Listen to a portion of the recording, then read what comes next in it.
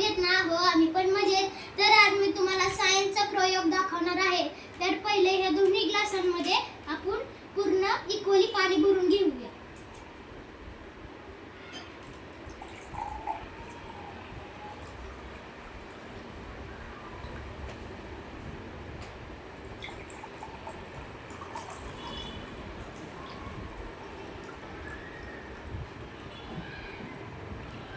तर आपण इक्वली पाणी भरून घेतलेलं आहे.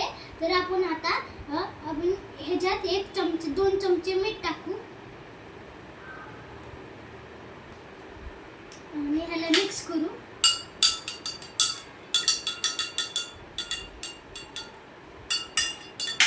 आता आपण साध्या पाण्यात पहिला हे लिंबू टाकू.